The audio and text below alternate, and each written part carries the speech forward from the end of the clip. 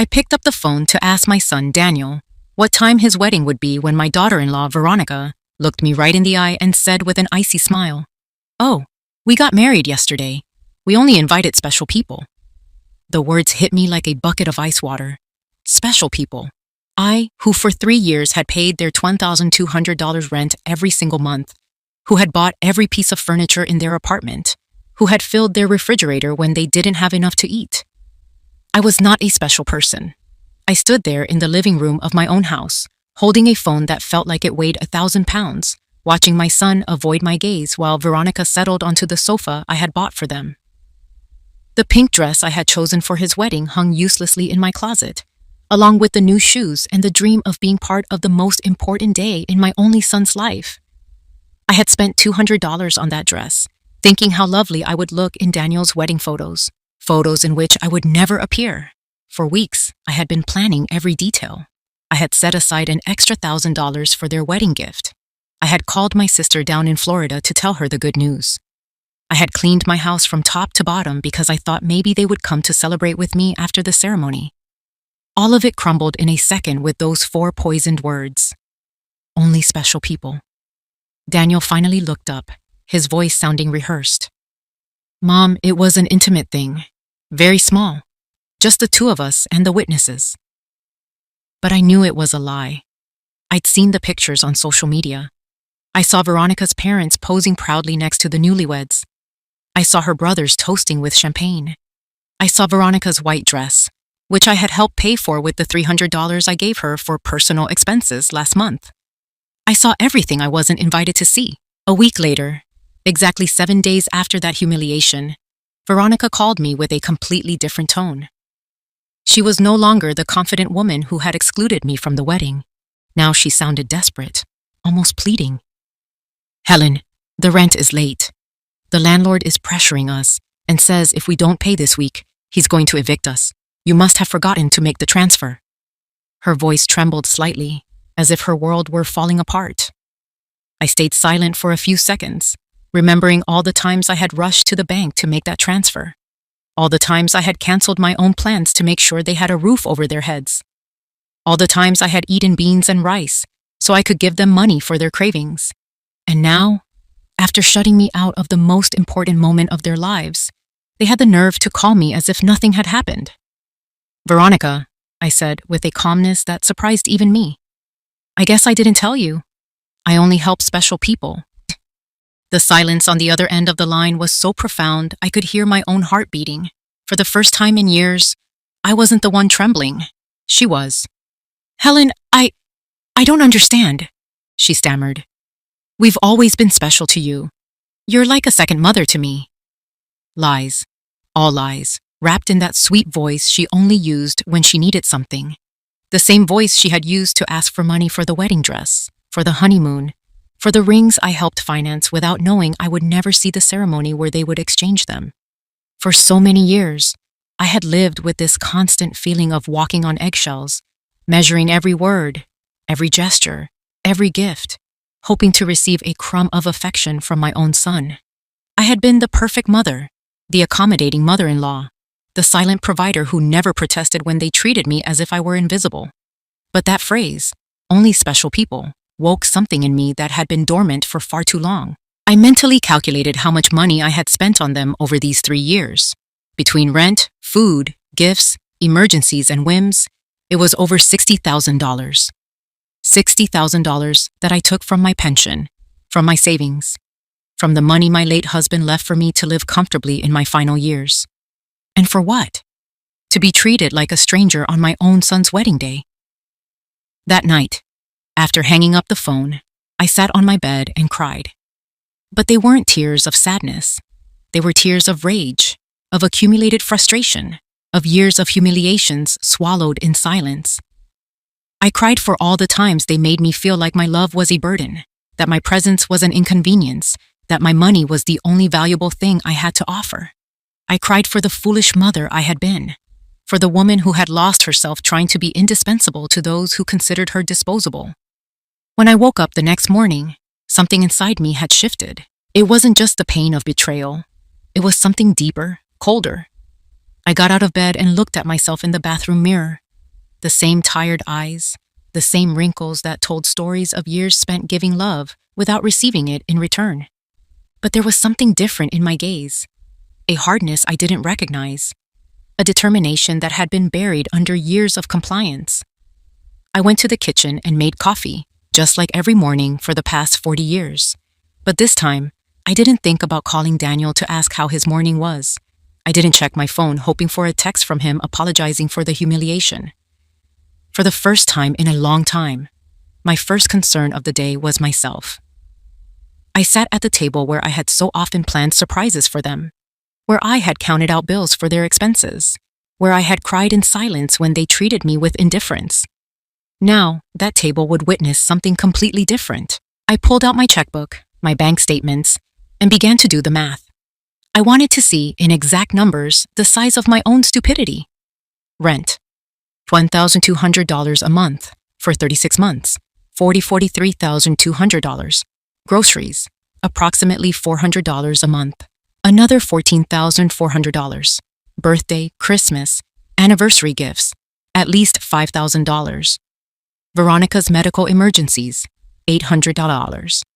The loan for the car they never paid back, $2,500.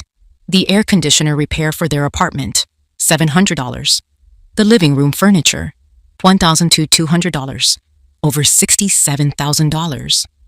That was the precise figure of my wasted generosity. All that money, pulled from my husband's life insurance, from my pension, from the savings I had scraped together penny by penny over decades of honest work.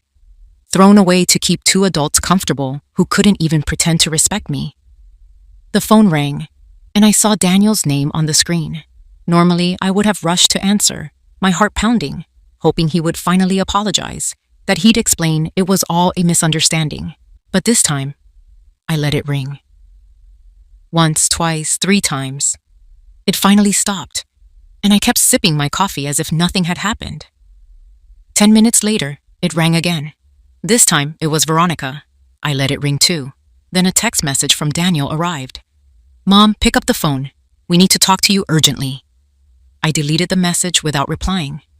At 2 in the afternoon, I decided to go for a walk. I hadn't done that in months without a specific purpose, without an errand related to them. It was always to the bank for a transfer, the supermarket for something they needed, the pharmacy for Veronica's prescriptions. Today, I walked just because I wanted to. I passed the park where I used to take Daniel when he was a little boy. I remembered that sweet child who would hug me tight and tell me I was the best mom in the world. At what point did he become this man who treated me like an ATM with feelings? When did I start confusing love with money? When did I begin to believe I had to buy my own son's affection? At the bank, where I had made so many automatic transfers, I stopped at the door. The manager, Mr. Peterson, saw me through the glass and waved. He'd known me for years. He had processed every one of my transfers to Daniel and Veronica, had seen my account drain month after month to fill theirs. I walked in and went straight to his office. "Mr. Peterson," I said, "I need to cancel all the automatic transfers I have scheduled." He looked surprised. For 3 years, those transfers had been as regular as the sunrise. "Are you sure, Helen? Did something happen?" His concern was genuine, more genuine than any interest Daniel had shown in me in months. "What happened is that I finally opened my eyes," I replied. "I want to cancel everything, and I also want information on how to protect my accounts. I don't want anyone else to have access to my money." While Mr. Peterson processed the cancellations, my phone wouldn't stop ringing. Daniel, Veronica, Daniel again. It was as if they had developed a radar to detect when their source of income was in jeopardy. I turned the phone off completely. "Helen," Mr. Peterson said as he handed me the papers. "Pardon me for overstepping, but in all these years, I've seen you be very generous with your family. I hope they're not pressuring you to make these changes." His words touched me deeply. This man, who barely knew me beyond bank transactions, showed more genuine concern for my well-being than my own son. "They're not pressuring me, Mr. Peterson.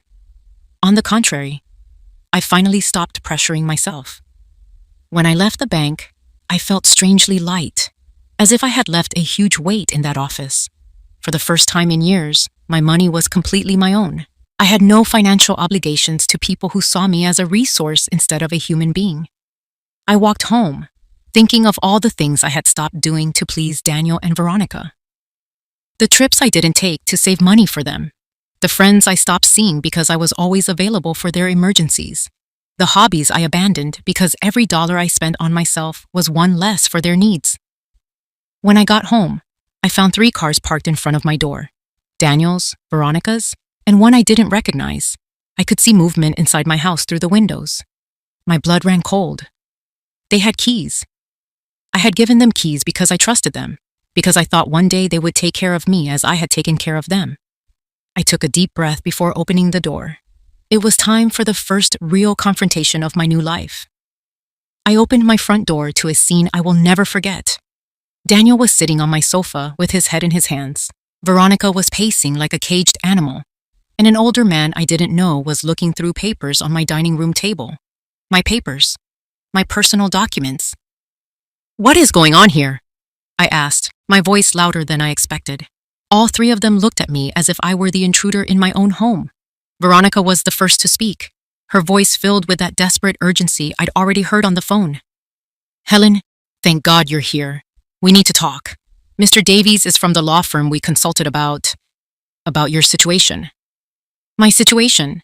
The question came out with a calm that amazed me. "What situation? I'm perfectly fine." Daniel finally lifted his head and looked at me with those eyes that were once a child's, but now only reflected financial panic. "Mom, we went to the bank, and they told us you canceled all the transfers. Mr. Peterson explained you also blocked our access to your accounts.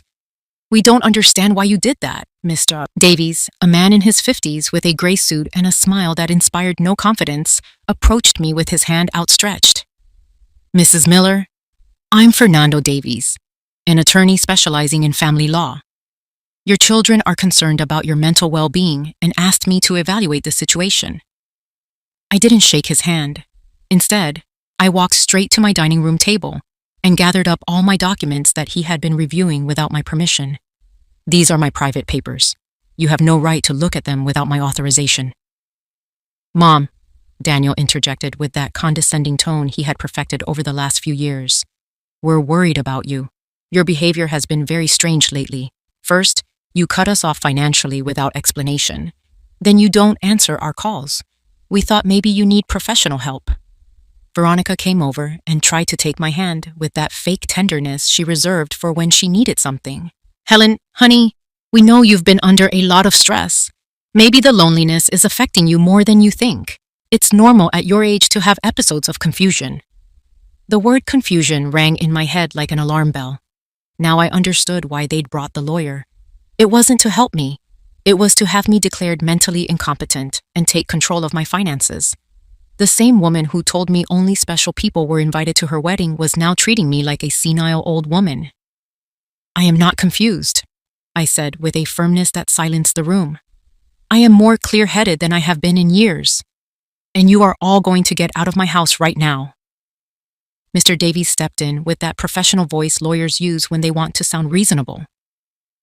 "Mrs. Miller, I understand you feel overwhelmed, but your children have a legal right to intervene if they believe your ability to make financial decisions is compromised. They've documented several concerning behaviors. Concerning behaviors." A harsh, almost cruel laugh escaped my throat. "Like what? Deciding my money is mine? Choosing not to finance the lives of 2 adults who treat me like dirt?" Veronica jumped as if I had slapped her. "We have never treated you badly. You're part of our family. Everything you have will be ours someday anyway. We're just moving the process along." There it was, the naked, raw truth. Everything I had would be theirs someday. In their minds, I was already dead, and they were just collecting their inheritance in advance. It didn't matter if I had 30 years left or 30 days. To them, I was just a walking bank account that had become problematic. "Out," I said, pointing to the door. "All 3 of you. Out of my house." Daniel stood up with the pouty expression of a child who didn't get his way. "Mom, we can't just leave like this. We have responsibilities. The rent, the car payments, the credit card you co-signed for. You can't just cut us off overnight." "I can't?" My voice rose for the first time. "Who says I can't? For 3 years, I have paid rent on an apartment that isn't even in my name. I have filled a refrigerator in a house where I am not welcome. I have financed a life that clearly has no room for me. Mr. Davies pulled a folder from his briefcase and placed it on my table. Mrs. Miller, we've prepared some documents that could ease this transition. A power of attorney that would allow Daniel and Veronica to manage your finances more efficiently. It would be temporary, of course, just until you're feeling better. I took the folder and threw it directly into the trash without even opening it. The only transition happening here is you three walking out that door. Veronica started to cry, but they were tears of frustration, not sadness. You can't do this to us, Helen. We were counting on you. We made plans based on your support. We bought things. We made financial commitments because we knew we could count on you. Commitments based on my money, I replied. Not on my well-being, not on my happiness, not on my company, just on my money. And now that I've decided my money has a better use in my own life, suddenly I'm a confused old woman who needs legal supervision. Daniel tried to approach me, but I took a step back. He was no longer the little boy who used to run into my arms after a nightmare. He was a 35-year-old man who saw his mother as an obstacle between him and a comfortable, financed life. Mom, we made mistakes, he said, his voice trying to sound regretful. The wedding, it was a misunderstanding. Veronica was nervous. I was under pressure. We can fix this if you'll just be reasonable again. Reasonable. The word tasted bitter. Being reasonable means I keep paying for your life while you treat me like a stranger. It means pretending it doesn't hurt to be excluded from the most important day of my only son's life, Mr. Davies packed his papers with the efficiency of someone used to rejection. Mrs. Miller, this isn't over. Your family has legal options. If you are truly making irrational decisions due to mental health issues, a judge can determine that you need supervision. His words were a physical blow. This wasn't just a manipulative family visit. It was a real legal threat. They wanted to declare me incompetent to manage my own affairs. Mr. Davies, I said, looking him straight in the eye, I suggest you do your research before you threaten a 69-year-old woman who has managed her finances impeccably for 40 years, who raised a son alone after being widowed, who maintained a home, worked until she honorably retired, and who, until last week, was financially supporting two fully capable adults. Veronica stopped crying and looked at me with a coldness that finally showed her true face. This isn't over, Helen. We have rights too, and lawyers. Perfect, I replied. Hire all the lawyers you want, with your own money, of course, because mine is no longer available to finance your legal tantrums. The three of them walked to the door, their pride wounded by being told no. Before leaving, Daniel turned back one last time. Mom, this is going to end very badly for you. You're going to end up alone, with no one to take care of you when you really need it. Daniel, I said with a deep sadness but also crystal clarity, I'm already alone. The difference is, now it's by my own choice, not by your neglect. When the door closed behind them, I stood in my living room, surrounded by the most beautiful silence I had heard in years. It was the silence of freedom. That night, I couldn't sleep, but it wasn't from sadness or regret. It was from the adrenaline of having taken back control of my own life. I lay awake in bed, planning my next moves like a general preparing for battle. If Daniel and Veronica wanted a fight, I would give them a war, but it would be a war I fought with intelligence, not emotion. At 6 a.m, I was dressed and ready to go. My first stop was the office of Mr. Sullivan, a lawyer I had met years ago when I handled my husband's will. Unlike the lawyer Daniel and Veronica had brought, Mr. Sullivan had an impeccable reputation and specialized in protecting the rights of senior citizens. Helen, he said after I explained the situation, what your children attempted yesterday is more common than you think. It's called elder financial abuse, and it's a federal crime. The fact that they entered your home without permission and went through your private documents is also a violation. His words were both calming and alarming. Calming because they confirmed I wasn't crazy, that what had happened was truly abusive. Alarming because I realized the situation was more serious than I had thought. We need to document everything, Mr. Sullivan continued. Every transfer, every gift, every time they pressured you for money. We're also going to change your will to protect your assets from any future attempts at manipulation. We spent 3 hours reviewing my financial records. Mr. Sullivan whistled when he saw the total figure, over $67,000 in 3 years. Helen, with this money, you could have lived comfortably, traveled, enjoyed your retirement. Instead, you completely financed the lives of 2 adults who didn't even respect you enough to invite you to their wedding. When I left his office, I had a complete plan. First, I would change all the locks on my house. Second, I would install a security system with cameras to protect me from any more surprise visits. Third, I would open a new account at a different bank where they had no contacts.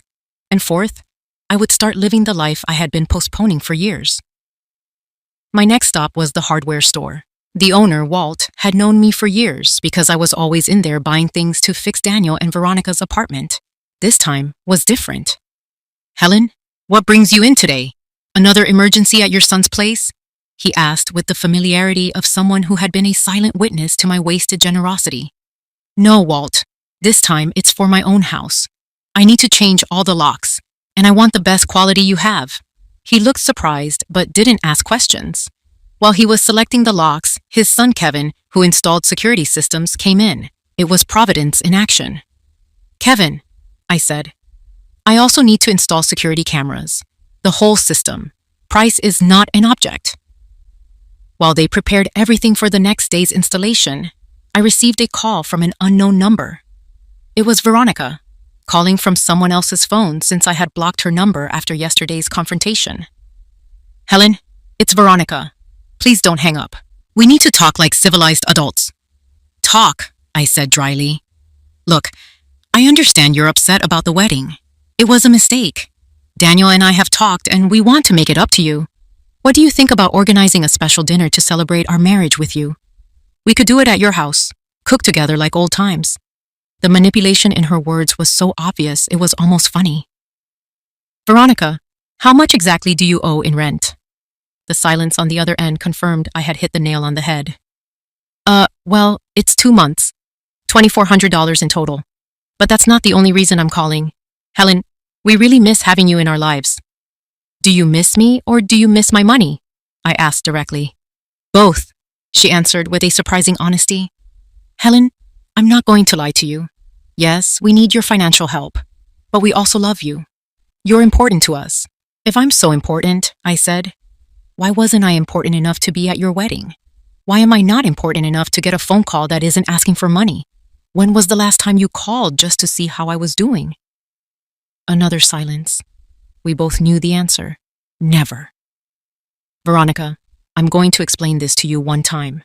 For 3 years, you have treated me like an ATM with feelings. You have used me, ignored me, humiliated me, and finally insulted me in the worst possible way. Now that the money is gone, you suddenly discover you love me. Helen, please. No, I interrupted. There is no please. You made your choice when you decided I wasn't special enough to be at your wedding. Now, I'm making mine. I hung up the phone and turned it off completely. I didn't want any more interruptions on my day of liberation. That afternoon, I went to the beauty salon where I hadn't been in over a year. I always canceled my appointments because Daniel or Veronica needed something urgently or because the money I had set aside for myself ended up being for one of their emergencies. Helen! Shouted Brenda, my favorite stylist. What a surprise! I thought you'd forgotten about us. I hadn't forgotten, Brenda. I just forgot that I deserve to be pampered too. I got the full treatment. Cut, color, manicure, pedicure. For the first time in years, I spent money on myself without feeling guilty. While Brenda worked on my hair, she told me about her life, her kids, her dreams. It was refreshing to have a conversation that didn't revolve around the needs of Daniel and Veronica. You look beautiful, Helen, she said when she finished. But more than that, you look free. Did something good happen? Yes, Brenda, I finally learned to say no. When I got home that afternoon, there was a car I didn't recognize parked in front of my house. My heart sped up for a moment, thinking maybe Daniel and Veronica had returned with reinforcements. But as I got closer, I saw an older woman sitting on my front steps. Helen? She asked as I got out of the car. Yes, that's me. Can I help you? I'm Margaret Vance. I live next door. We've been neighbors for years, but We've never really had a chance to talk. I heard some very loud voices at your house yesterday, and I was worried. Is everything all right?" Her genuine concern touched me deeply. Here was a stranger showing more interest in my well-being than my own son. "Please, come in, Margaret. I'll make us some coffee, and I'll tell you a story you won't believe." As I made coffee, I told her the whole situation. Margaret listened without interrupting, nodding occasionally, and when I finished my story, her eyes were filled with tears. "Helen," she said, "you did the right thing. I went through something similar with my daughter 5 years ago. I also thought it was my obligation to finance her adult life. I also believed that if I didn't give them money, they wouldn't love me. What happened? I cut them off when I realized they only called when they needed something. At first, it was terrible. They threatened me, emotionally blackmailed me, tried to make me feel guilty. But after 6 months, my daughter called to truly apologize. Now we have a real relationship based on love, not money." Her words gave me hope and confirmed I had made the right decision. "Do you think Daniel and Veronica will ever understand?" Maybe not," she answered honestly. "But that's no longer your responsibility, Helen. Your responsibility now is to live your own life." That night, for the first time in 3 years, I went to sleep without worrying if Daniel and Veronica had money for rent, for food, for their whims.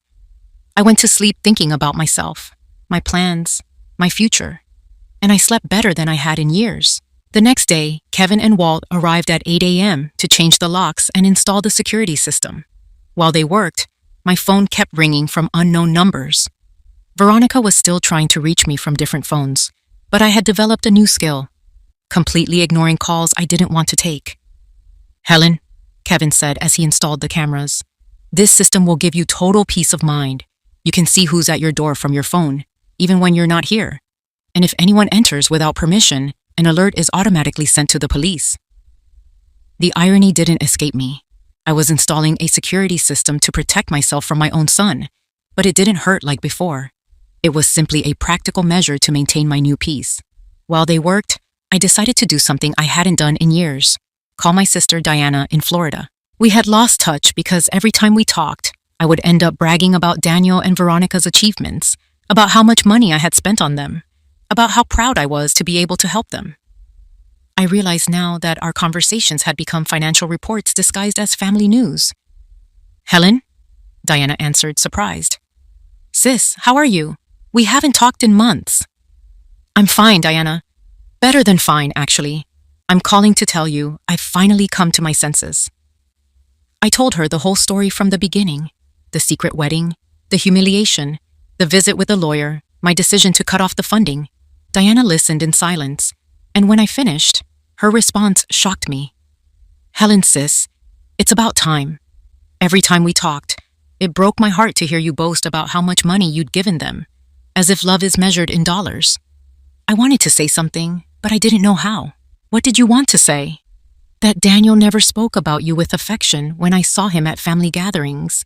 It was always, 'My mom helped me with this,' or 'My mom bought me that,' but never, 'I miss my mom,' or 'I love my mom.' It was as if you were a service, not a person." Her words hurt, but it was a necessary pain, like when a doctor cleans an infected wound. It hurts, but it's part of the healing. "You know what else struck me?" Diana continued. "Veronica always spoke of you in the future tense. When Helen is gone, we'll be able to remodel her house. Or, when we inherit, we're going to invest in the business. As if they were just waiting for you to die to start really living." That revelation hit me like a ton of bricks. They didn't just see me as an ATM. They saw me as a temporary obstacle between them and their money. While I was exhausting myself to make them happy, they were already planning their future without me. After hanging up with Diana, I sat in my kitchen, processing all this information. 45 years of marriage to a man who truly loved me. 35 years raising a son alone after being widowed. And 3 years financing 2 adults who saw me as a wealthy nuisance. The doorbell rang, and I saw on the new cameras that it was Margaret with a mug in her hands. I opened the door, and she offered me fresh brewed coffee. "I thought you might need some company after everything you told me yesterday," she said, with that genuine smile I was beginning to appreciate. We sat in my living room, and Margaret told me more details about her own experience. My daughter used to say the exact same things to me. You're like a second mother to me. We're special to you. Someday it will all be ours anyway. They're rehearsed lines, Helen. They learned them from the Emotional Manipulation Handbook. Do you think such a handbook exists? I asked, half joking. Not officially, but it seems they all read from the same book. Chapter 1 is Make Her Feel Indispensable. Chapter 2 is Create Constant Financial Emergencies. Chapter 3 is If She Resists, Question Her Mental Health. We laughed, but it was a bitter laugh. It was funny and tragic at the same time to recognize such predictable patterns in our own children's behavior. Margaret, did you ever feel guilty for cutting off the money? Every single day for the first 3 months, she answered honestly. But then I started to see the results. My daughter had to get a second job. Her husband stopped playing golf every weekend and started looking for extra work. They learned to live within their means. And more importantly, they learned that I was a person, not a resource. That afternoon, I decided to do something I had been putting off for years. Visit my husband's grave. I always found excuses not to go because Daniel or Veronica needed something, or because the cab fare was better spent on one of their emergencies.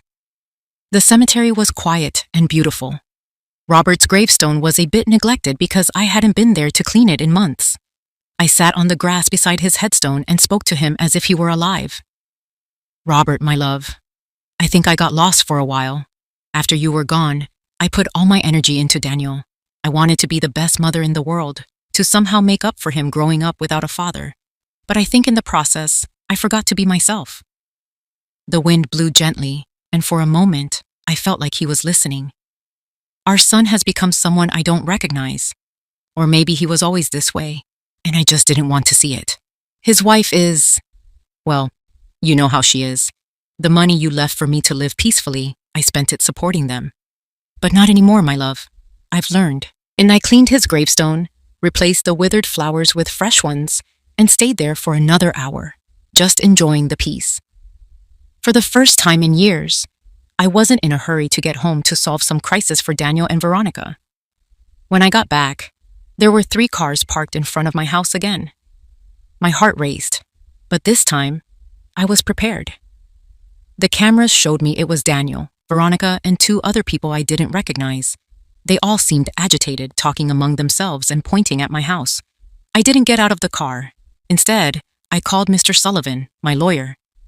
Mr. Sullivan, they're at my house again. This time they've brought more people. What should I do? Don't get out of the car, Helen.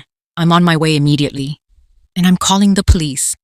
After our conversation yesterday, I filed for a temporary restraining order. They are not allowed on your property. 15 minutes later, Mr. Sullivan and 2 police cars arrived. I saw the officers talking to Daniel and Veronica, saw my son gesticulating furiously, saw Veronica crying again. But this time, her tears didn't affect me. One of the officers approached my car. Ma'am, you can get out now. Your visitors will be leaving. When I got out of the car, Daniel yelled at me from the street. Mom, this is ridiculous. We're your family. You can't call the police on your own son. Daniel, I replied with a calmness that surprised me. Family doesn't threaten you with competency hearings. Family doesn't enter your house without permission. Family doesn't treat their mothers like ATMs.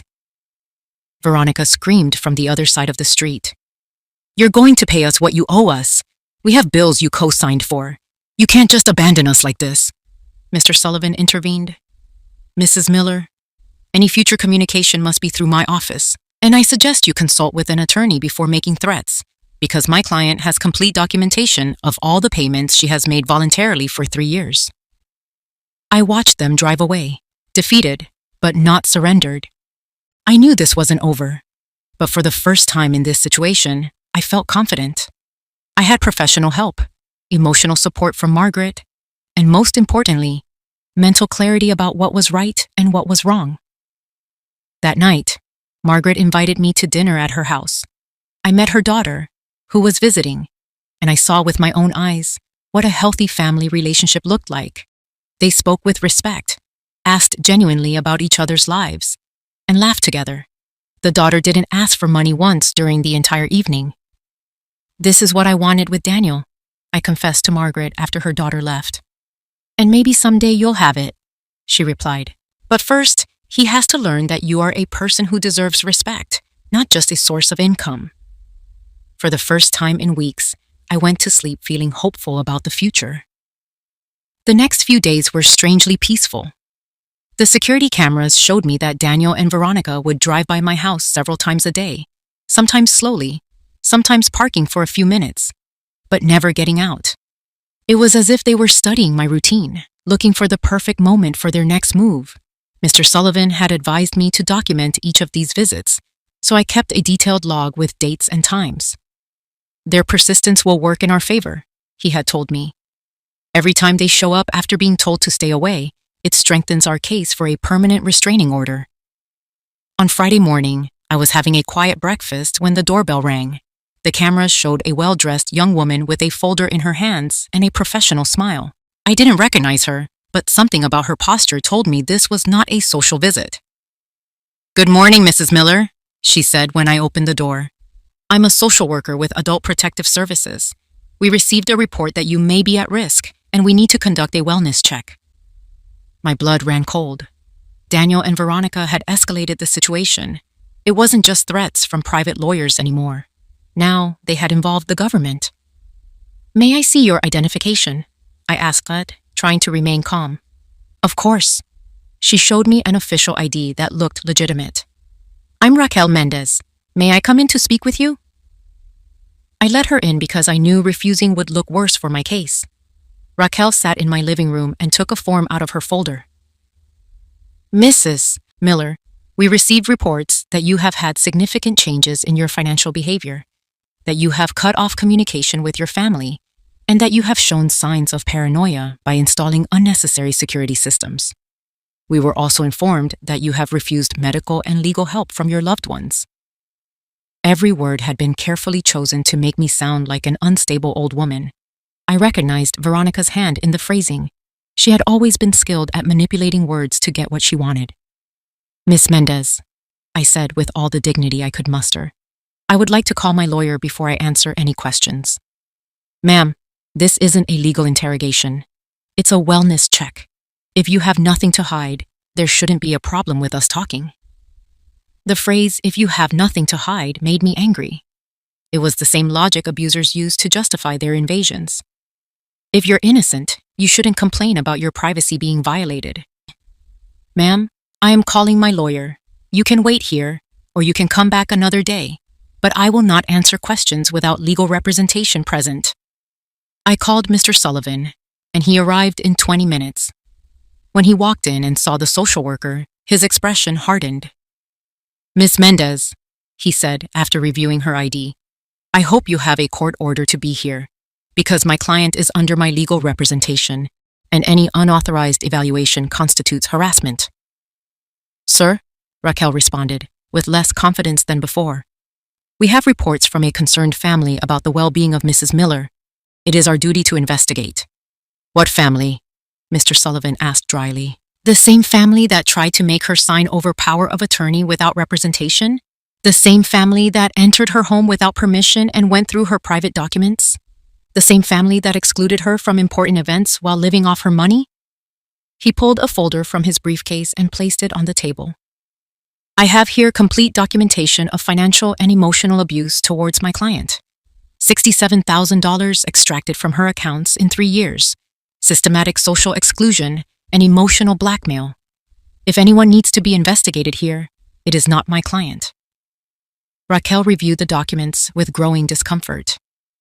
It was obvious that the information she had been given did not match the reality in front of her. "Mrs. Miller," she finally said to me, "can you explain why you decided to cut off financial support to your son so abruptly?" "Because I discovered they were using me," I answered simply. "Because I realized that to them, I wasn't a mother. I was a bank account. Because I got tired of financing the lives of people who saw me as a burden." "But don't you consider it your responsibility to help your family?" The question infuriated me. "Miss Mendez, my responsibility as a mother was to raise my son until he was 18, educate him, and give him the tools to be an independent adult. My son is 35 years old, married, and fully capable of supporting himself. Financing his adult life is not my responsibility. It is my choice, and I chose to stop. Mr. Sullivan interjected. Miss Mendez, would you consider it a normal situation for a 35-year-old man to be unable to pay his own rent without help from his 69-year-old mother? Raquel didn't answer immediately. I could see she was reconsidering the whole situation. Mrs. Miller, she asked after a moment, do you manage your own finances? Completely. I can show you my bank statements, my investments, my tax payments. Everything is up to date and in order. You live independently? As you can see, I keep my house clean. I take care of myself physically, I drive my own car, and I have healthy social relationships with my neighbors. Do you take any medication? Only vitamins and supplements. I have no medical conditions that require medication. Mr. Sullivan added, my client has just undergone a complete medical evaluation as part of our legal process. She is in perfect mental and physical health. Raquel closed her folder and sighed. Mrs. Miller, based on this conversation and the documentation I've reviewed, I see no evidence that you are at risk or in need of intervention. I will be closing this case. After she left, Mr. Sullivan and I sat in silence for a few minutes. Helen, he finally said, this is going to keep escalating. Daniel and Veronica will not stop until they regain access to your money. We need to prepare for their next move. That afternoon, reflecting on the social worker's visit, I realized something important. I no longer felt like a victim. I felt like a woman who had taken control of her life and was willing to defend it. I called Diana, my sister, to tell her what had happened. Helen, she said after hearing everything, you know what impresses me most about this story? It's not how badly Daniel and Veronica behaved. It's how strong you have become. Her words touched me deeply. She was right. A month ago, a visit from a social worker would have devastated me. It would have made me doubt myself. It would have made me consider funding Daniel and Veronica again just to avoid trouble. But now, I was firm in my decisions. That night, Margaret came to visit with a bottle of wine. Helen, I want to celebrate with you. Celebrate what? That today, you resisted another attack on your freedom and came out victorious. Every time you stand firm, you become stronger. We toasted to my new strength, to my new life, to the freedom I had been waiting for without even knowing it for years. Margaret, I said as we drank our wine, do you think I'll ever stop missing the Daniel he was as a child? Probably not, she answered honestly. But you will stop allowing that nostalgia to keep you a prisoner of the Daniel he is now. Her words held a deep wisdom. I could love the boy my son had been without allowing the abusive adult he had become to continue harming me. That night, I slept soundly, knowing that every day I was becoming stronger, more independent, and freer. Daniel and Veronica could keep trying to manipulate, blackmail, or scare me, but they had already lost their power over me. My new life was just beginning. 2 weeks passed without any news from Daniel and Veronica, and I began to believe they might have accepted reality. But on a Tuesday morning, as I was watering the plants in my garden, I saw an unfamiliar car park in front of my house. An older man in a suit and a young woman with folders got out. My heart sped up, but no longer with fear, with indignation. How many more times were they going to try the same thing? The man approached my door with a smile that didn't reach his eyes. Mrs. Helen Miller? I'm Dr. Ricardo Vega, a geriatric psychiatrist. This is my assistant, Miss Peters. Your family hired us to conduct an evaluation of your mental state. I don't need a psychiatric evaluation, I said from my garden without getting any closer. And you are on private property without authorization. Ma'am, Dr. Vega insisted. Your son is very worried about you. He says you've had drastic personality changes, irrational behavior with money, and episodes of paranoia.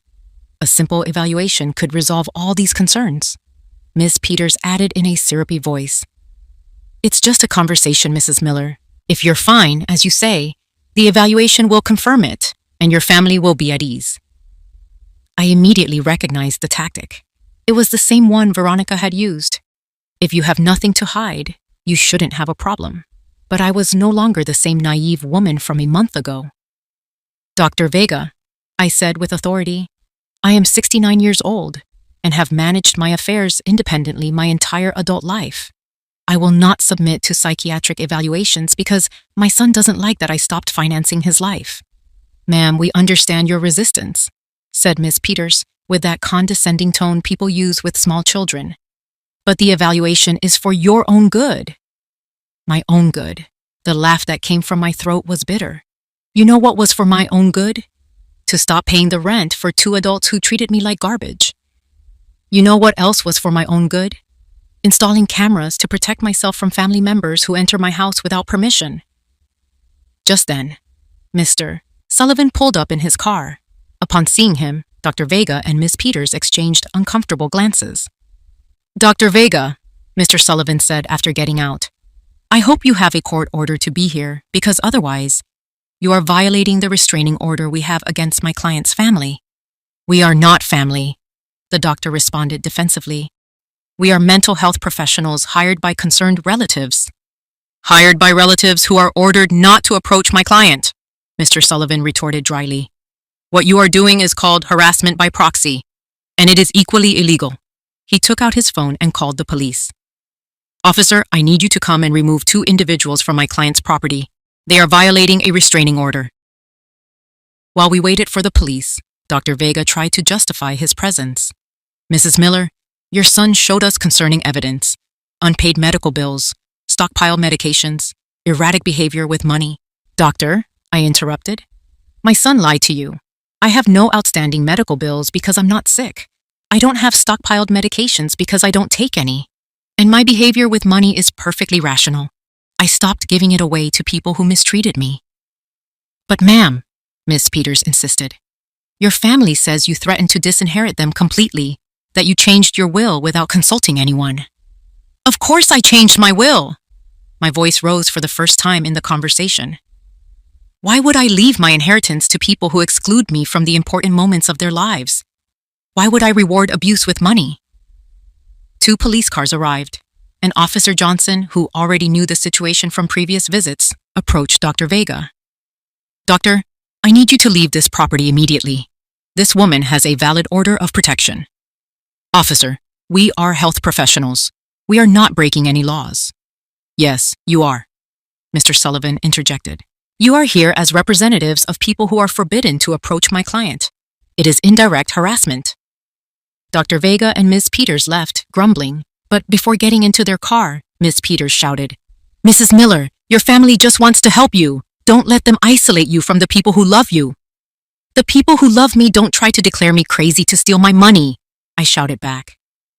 After they left, Mr. Sullivan and I sat in my living room to plan the next step. Helen, this has gotten out of control. Daniel and Veronica are spending money they don't have to hire professionals to try and declare you incompetent. This means they are desperate. What more can they do? They can try to file for guardianship. It's expensive and hard to win. But if they get a sympathetic judge and a psychiatrist willing to testify in their favor, they could manage to have a guardian appointed. The idea terrified me. Could they take away control of my money? They could try, but we have solid evidence that you are completely sane and that they are motivated by greed, not genuine concern. That afternoon, I called Diana, my sister, to vent. Sis, she said after hearing my story, do you realize how far they are willing to go for money?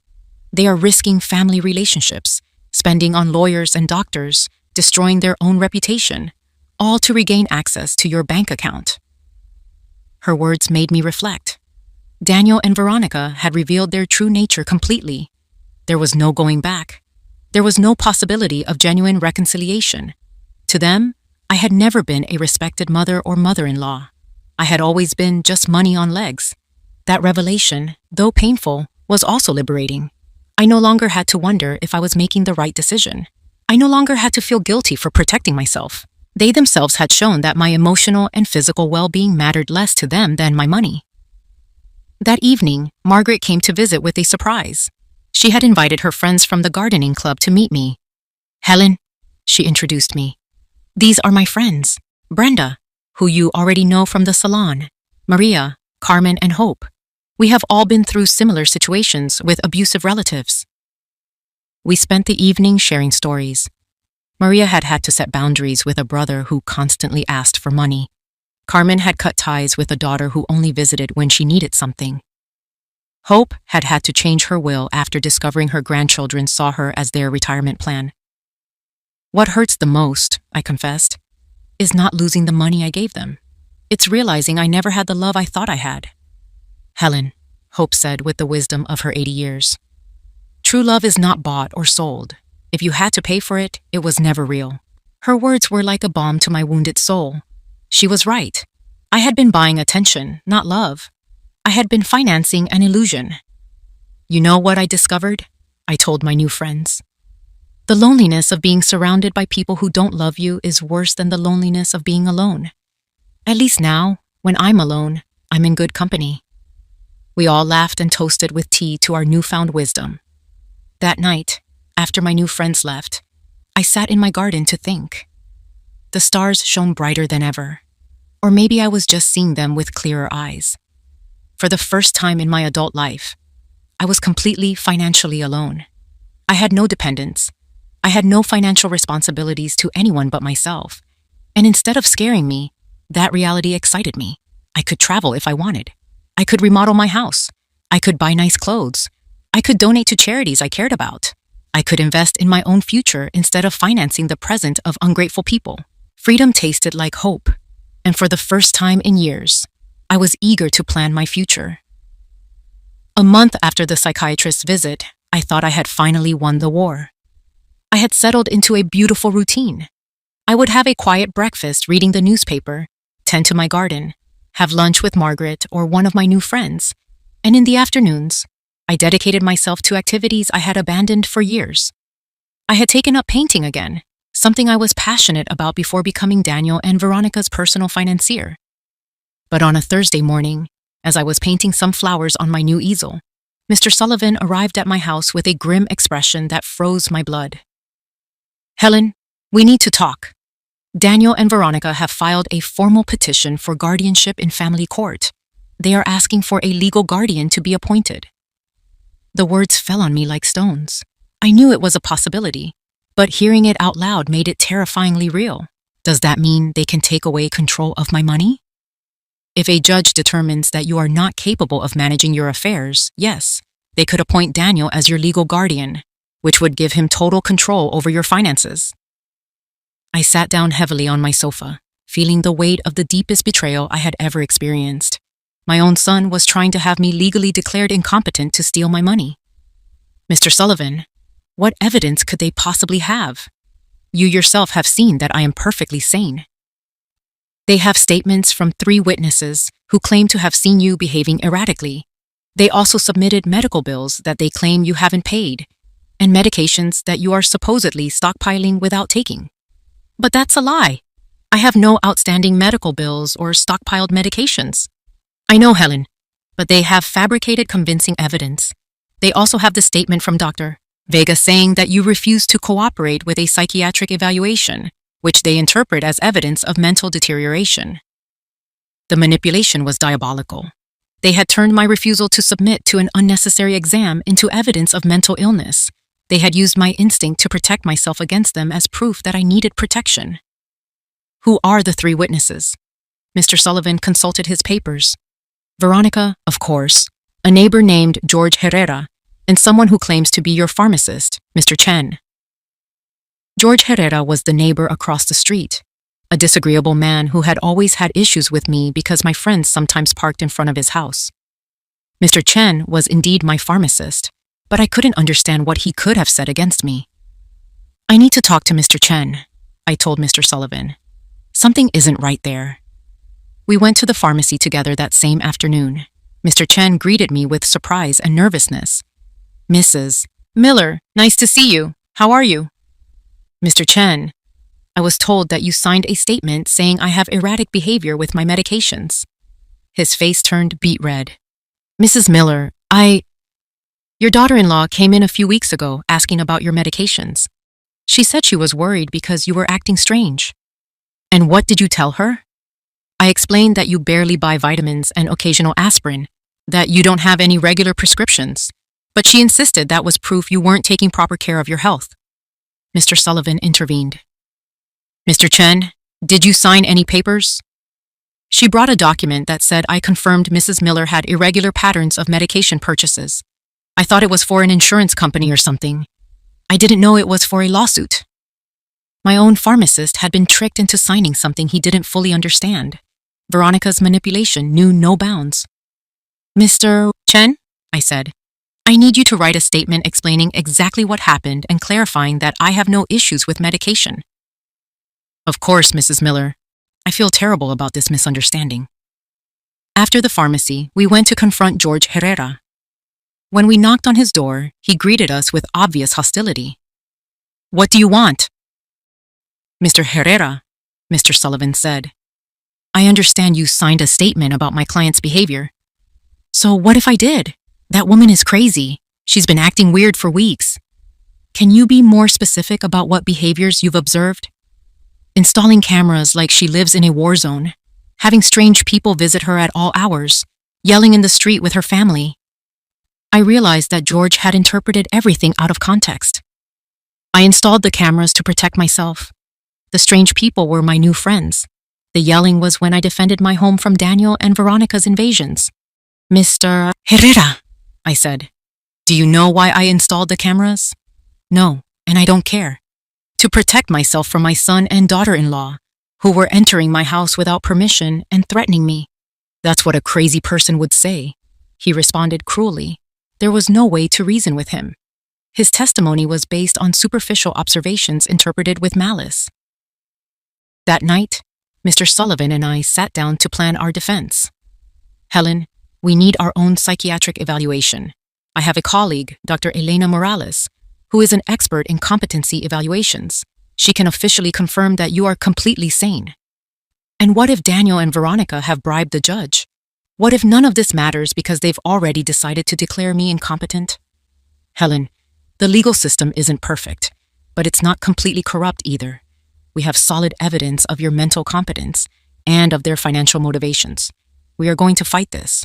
The next day, I went to my appointment with Dr. Morales. She was a woman in her 50s, with kind but perceptive eyes. Mrs. Miller, I am going to ask you a series of questions and give you some tests to evaluate your mental capacity. Please take your time and answer honestly. For 2 hours, she asked me questions about my memory, my reasoning skills, my financial understanding, my emotional health. She also gave me cognitive tests and asked me to solve math and logic problems. Mrs. Miller, she said at the end, your results are well above average for your age. Not only are you mentally competent, but your cognitive function is excellent. Doctor, why do you think my family is doing this? Based on what you've told me and the documents I've reviewed, this appears to be a classic case of elder financial abuse. Unfortunately, it's more common than people think. I left the appointment feeling validated but also sad. The professional confirmation of my sanity was a relief, but it also confirmed that the legal battle was real and necessary. That afternoon, Margaret organized an emergency meeting with all our friends from the gardening club. When I told them about the guardianship petition, they were all indignant. Helen, Maria said, we will testify in your favor. We have been with you for weeks, and anyone can see you are perfectly fine. Better than fine, Carmen added. You are more clear-headed and stronger than many 40-year-old women I know. Hope, with her 80 years of wisdom, took my hands. Helen, honey, what your children are doing is not new. For generations, greedy children have tried to declare their parents crazy to get their money. But you have something many of those victims didn't have: documentation, legal support, and friends who can testify for you. Her words gave me hope. I was not alone in this battle. I had an army of strong women who had seen my transformation firsthand. You know what's the saddest part of all this? I told them. That Daniel and Veronica are willing to destroy any possibility of future reconciliation for money. Even if I were willing to forgive everything before, there's no coming back from this. And maybe that's for the best, Brenda replied. At least now you know exactly who they are and can act accordingly. That night, for the first time since this nightmare began, I truly cried. Not from sadness, but from grief. I was saying a final goodbye to the son I thought I had, to the dream of a loving family, to the illusion that unconditional love was reciprocated. But something new was also being born in me, a steely determination not to let them steal not only my money, but my dignity and my freedom. The war had officially begun, but I was ready to fight. The court date arrived 3 weeks later. I woke up early, dressed in my best black suit, and looked at myself in the mirror with a determination I had never felt before. Today, it wasn't just my mental capacity being judged. It was my dignity as a human being, my right to live free from abuse, my value beyond my bank account. Mr. Sullivan arrived at 7 in the morning to go over our strategy one last time. Helen, remember, the burden of proof is on them. They have to prove you are incompetent. We just have to show that you are not. And what if the judge is already biased against me? Judge Harrison has a reputation for being fair. I've researched his previous cases, and he doesn't automatically favor families. He cares about protecting the rights of senior citizens. We arrived at the courthouse at 9. In the hallway, I saw Daniel in a new suit he had probably bought for the occasion, and Veronica dressed in black as if she were at a funeral. Maybe she was. The funeral of our family relationship.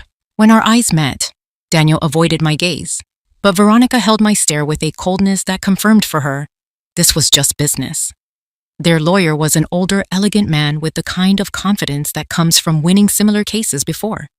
When he began his opening statement, his strategy was clear: to paint me as a confused old woman who had been manipulated by strangers to turn against her loving family. "Your Honor," he said in a solemn voice, "Mrs. Helen Miller has shown a clear mental deterioration in recent months. She has cut off all financial support to her family without rational explanation, installed unnecessary security systems due to paranoia, and isolated herself from her loved ones under the influence of neighbors and lawyers who are clearly taking advantage of her vulnerable condition." Every word was carefully chosen to make my empowerment sound like dementia, my freedom sound like external manipulation. Then they called their witnesses. Veronica was the first to testify, and her performance was Oscar-worthy. She cried as she described how I had completely changed, how I had become hostile and paranoid, how I had isolated myself from the family that loved me. "Your Honor," she said with a broken voice, "Helen was always like a second mother to me. To see her mental decline has been devastating. We just want to help her get the care she needs." Lies wrapped in convincing tears. When Mr. Sullivan cross-examined her, the cracks in her story began to show. "Mrs. Miller, can you tell the court the last time you called my client for a reason other than asking for money?" Veronica stammered. "Well, we always talked about many things."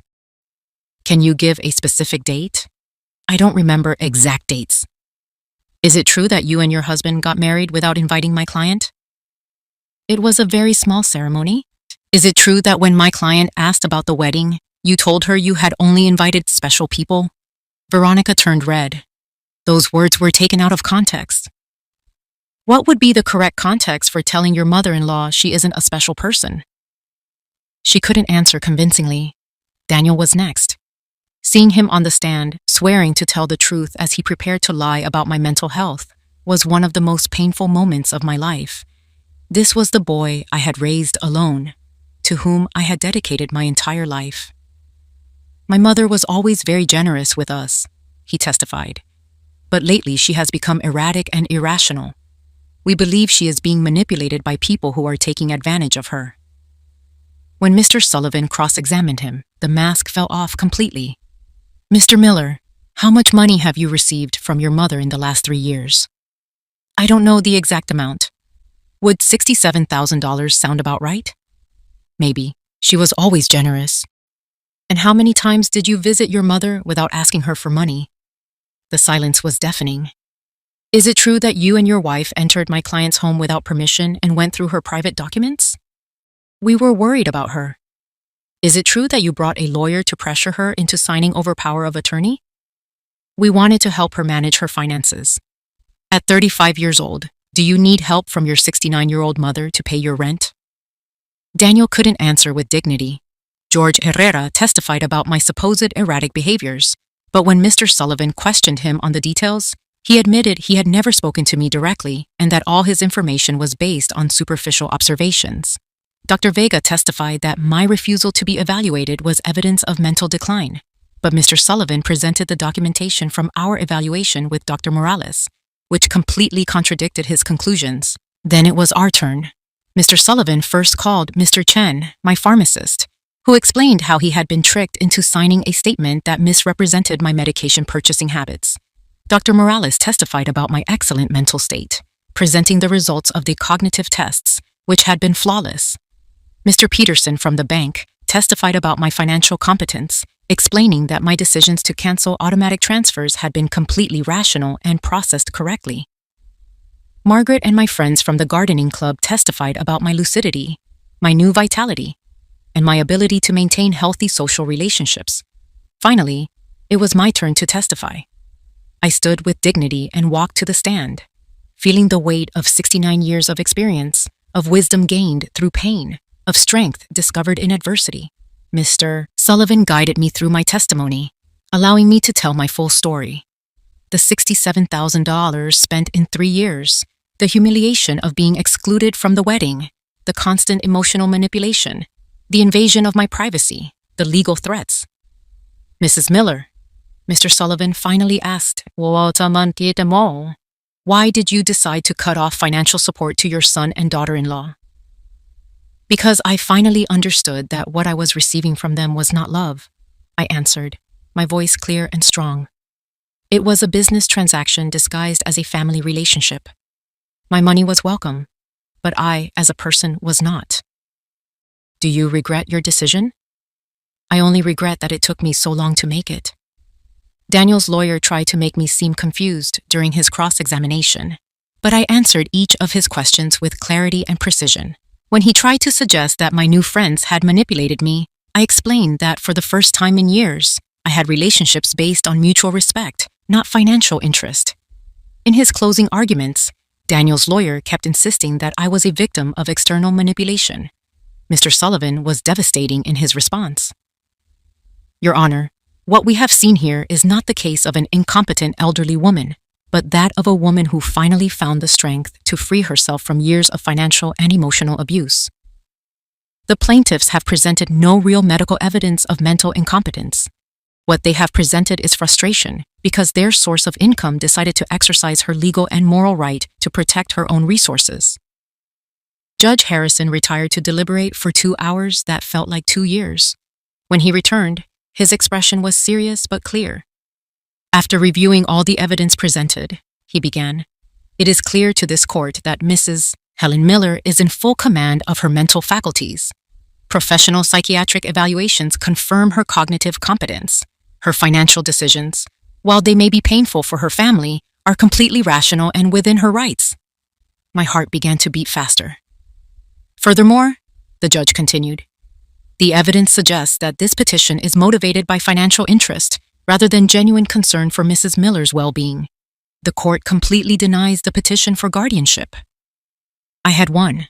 I had won not only the legal battle, but my freedom, my dignity, my right to live without being abused by those who were supposed to love me.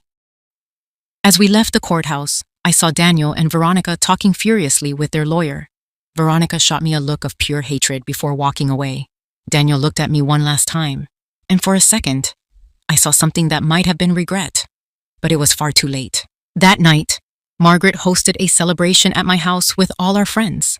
We toasted to justice, to freedom, to the sisterhood of strong women who support each other. Helen, Hope told me, today you didn't just win a court case, you won your life back. She was right. For the first time in years, the future belonged completely to me. I could travel. I could love. I could create. I could live without fear, without guilt, without manipulation. 3 months later, I sold my house and moved into a beautiful apartment near the city center. I donated half of my money to organizations that protect senior citizens from family abuse. With the other half, I began to live the life I had always wanted. I traveled to Europe, took art classes, and joined volunteer groups. I never heard from Daniel and Veronica again. I heard through the grapevine that they had had to move to a smaller apartment and that Veronica had gotten a job for the first time in years. Perhaps adversity would teach them what my generosity never could, the value of honest work and independence. Some nights, when I look at the stars from my new balcony, I think about the woman I was a year ago, fearful, manipulated, believing I had to buy love. That woman is gone, and in her place was born someone who understood a fundamental truth. True love never has a price, and freedom is never too expensive. My name is Helen. I am 70 years old, and I have finally learned that the most important person I have to love and protect